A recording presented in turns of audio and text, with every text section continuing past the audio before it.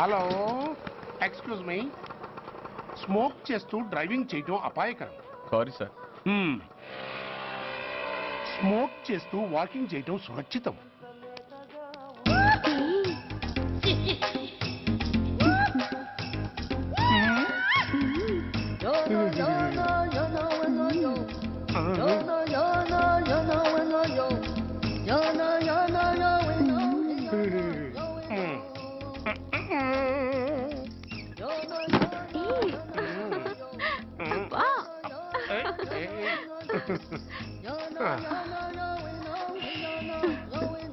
ఎలా ఉంది?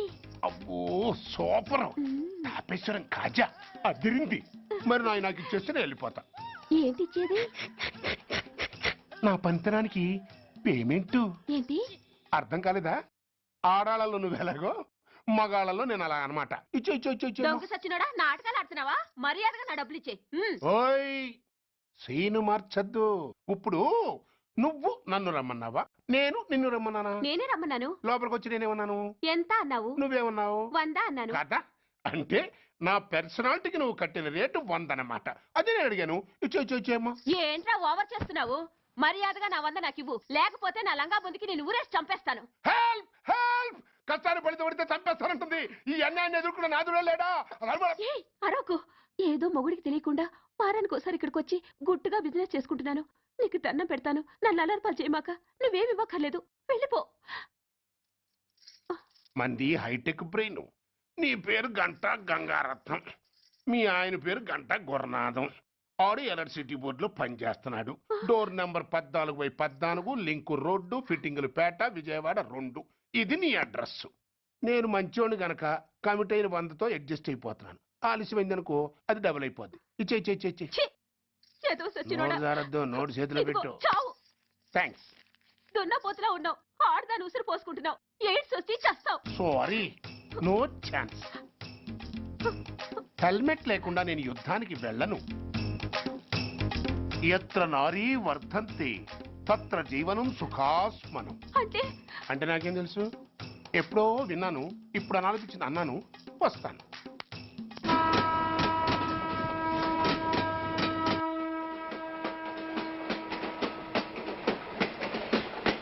మొత్తానికి స్వర్ణాంధ్రప్రదేశ్ పర్యటన ఒక రౌండ్ పూర్తయ్యి 2వ రౌండ్లో పట్టామన్నమాట. ఏంట్రా నీలో నువ్వే కొనుక్కుంటున్నావు? అబ్బే ఏం లేదు గురు. నువ్వు సర్వీస్ లో చేరిన తర్వాత నీ అండర్లో నేను హైదరాబాద్ నుండి బందర్లో పడి తిరిగిన జిల్లా తిరగకుండా తిరిగి తిరిగి తిరిగి తిరిగి హైదరాబాద్ చేరుకుంటున్నాం కదా, దాని గురించి. నవ్వుతావు ఎందుకు నవ్వు? చిన్నప్పుడు ఎవడో ఒక సన్నాసి నా చెయ్యి చూసి లోక సంచారం అవుతావు అన్నాడు. దాంతో నేను ఏ విమానం పైలట్లో, షిప్ కెప్టెన్ అవుతాననుకున్నాను. కానీ ఇలా నీతో పాటు తిరుగుతూ రాష్ట్రమంతా సర్వే చేస్తానుకోలేదు. ఏడ్చావులే. నిజంగానే ఏడ్చినట్టుంది. డ్రెస్ కిందకు 30 ఏళ్ళు వచ్చినా ఇంకా పెళ్లి కాలేదంటే తెలిసిన వాళ్ళందరూ నన్ను ఆ టైప్ ఏమో అనుకుంటారు తెలుసా? అయితే ఓ మంచి అమ్మాయిని చూసి చేసుకోవచ్చుగా. చేసుకోవచ్చు, ఎందుకు చేసుకోకూడదు? కానీ అవకాశం ఏది? ఫస్ట్ బందర్ బస్ స్టాప్ లో అమ్మాయిని చూసి ముచ్చటపడి పేరు అడుగుదామనుకున్నా. అడిగే లోపల ఆదిలాబాద్ ట్రాన్స్ఫర్ చేశారు. అక్కడ ఇంకో సుందరి కనిపించింది. పేరు అడిగా. ఆ అమ్మాయి పెద విప్పే లోపల ప్రకాశం జిల్లా పంపించారు. ఒంగోలులో ఇంకో అమ్మాయి కనిపించింది. పేరు చెప్పింది. ట్రాఫిక్ లో వినబడలా అనే లోపు విజయవాడ తన్నారు. ఇలా నిలకడ లేకుండా నీతో పాటు తిరుగుతూ ఉంటే లవ్ ఎక్కడా, మ్యారేజ్ ఎక్కడా? నా బొంద. అంత ఇబ్బందిగా ఉంటే నాతో పాటు ఎడవడం ఎందుకు? మంచి ఉద్యోగం ఇప్పిస్తాను, హాయిగా పెళ్లి చేసుకుని సెటిల్ అవ్వు అంటావు అంతేగా. జీవితాంతం ఒంటరిగా అయినా గడిపేస్తాను గానీ మీ ఫ్రెండ్షిప్ మాత్రం దూరం చేసుకుని ఏసీపీ గారు. ఇది కొంచెం ఓవర్ అయినట్టుంది. ఓవర్ అయిందా? అయితే ఆపేస్తాను. ఈ టికెట్ ఎవరిది బాబు? బాబు కాదు, పాప. ఈ టికెట్ గలదు. ఏ నా టికెట్ ఏం తక్కువ? రేటు తక్కువ. ఇది సూపర్ ఫాస్ట్ ట్రైన్. నువ్వు ఎక్కాల్సింది మామూలు ట్రైన్. సికింద్రాబాద్ లో దిగి పీటీ కట్టించుకుని మీ ఊరెళ్ళు. ఏ ఈ ట్రైన్ భువనగిరి వెళ్ళదా? వెళ్తుంది కానీ ఆగదు. ఆగదా? ఎందుకు ఆగదు? ముందు కరీంనగర్ లో ఆగింది, తర్వాత సికింద్రాబాద్ లో ఆగుతుంది.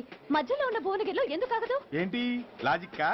మీ ఊరికి ఈ ట్రైన్ ఆగేంత బిల్డప్ లేదు కానీ ఎక్కువ మాట్లాడకుండా సికింద్రాబాద్ లో దిగిపో. ఏంటయ్యా అమాయకురాల్లా కనిపిస్తున్నాన్ని దబాయిస్తున్నావా? టికెట్ ఇచ్చినప్పుడు రైలు ఎందుకు కాపరు?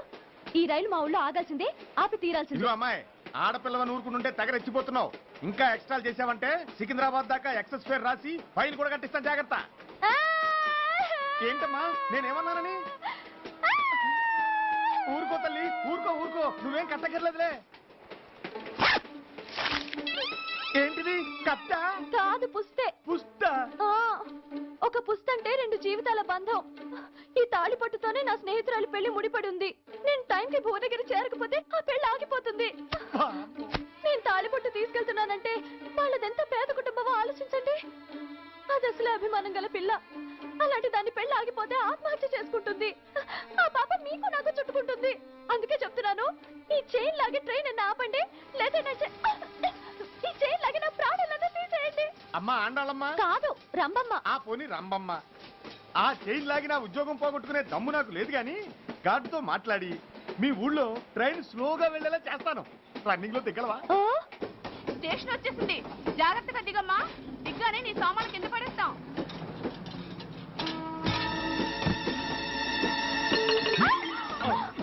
ఏయ్, అసలు నీకు బుద్ధుందా? రన్నింగ్ లో ట్రైన్ ఎక్కుతున్నావు, పొరపాటున స్లిప్ అయితే? అబ్బో ఏంటి గురు, సహాయం చేస్తే సైరన్ లాడుతుంది. నీకు అసలు బుద్ధుందా? ఇక్కడ బండి ఆగదని తెలిసి ఆ టీసీ గడి కాళ్ళు గడ్డలు పట్టుకొని బతిలాడి బండి స్లో చేసుకొని దిగితే నేను పడ్డ శ్రమంతా వృధా చేసి నన్ను మళ్ళీ లోపలికి లాగేసి రక్షించినట్టు పోసు కొట్టి పైగా లెక్చర్లు ఇస్తావా? కథ అడ్డం తిరిగిందే.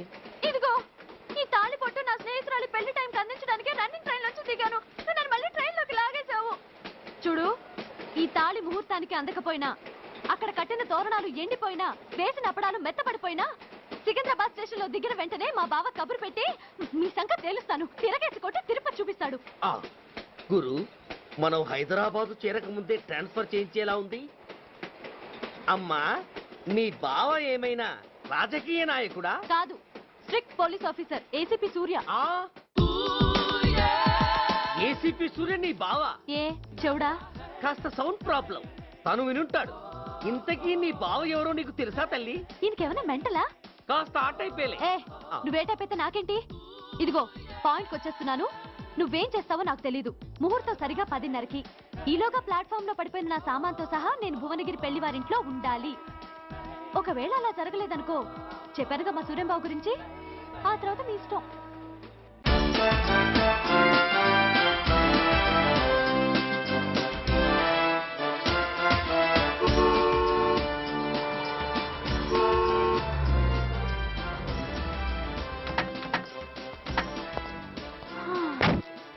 జురాసిక్ పార్క్ లో చిన్న డైనోసార్ లాగా ఏంటా లుక్కు? వెళ్ళి డిక్కీలో సామాన్లు తీసుకురా.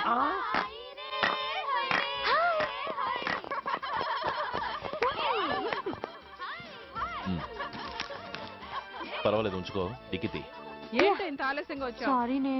అది సరిగాని అతనెవరే? వీడా, వాడు అసిస్టెంట్. మరి అతను? వాడా, మన బాడీ గార్డ్. అవును, పెళ్లి కూతురేది? లోపల మేకప్ అవుతుంది. నీ మీద చాలా కోపంగా ఉంది. కనీసం 2 రోజుల ముందైనా వస్తావని ఎక్స్పెక్ట్ చేసింది. దాని కోపం పోగొట్టడానికి నా దగ్గర ఓ మంత్రం ఉందిలే. ఈ ప్రెజెంటేషన్ చూడగానే అది ఐస్ అయిపోతుంది.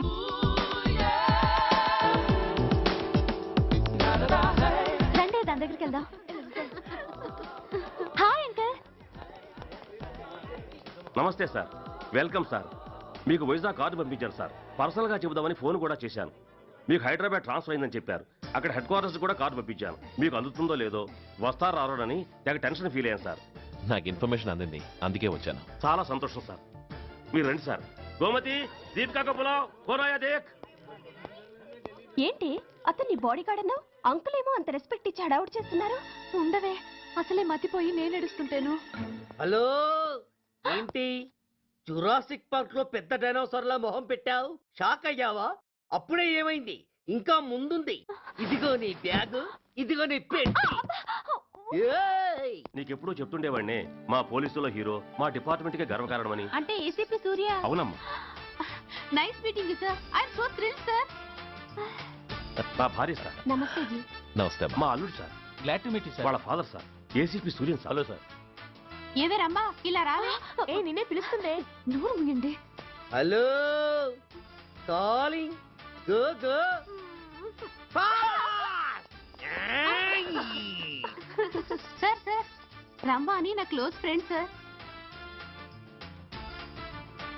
ఏసీపీ సూర్యం గారే. బావకి మరదల్ని కొత్తగా పరిచయం చేస్తున్నారేంటి? మరదలా?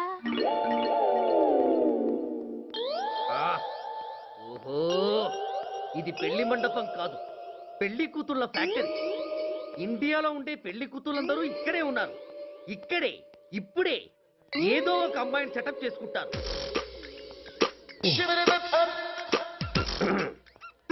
ఆ, లేత క్యాబేజీ లాంటి కాలేజీ పిల్ల నన్ను చూసి నవ్విందంటే ఇక ప్రొసీడ్ అవ్వడమే. Hello, hi.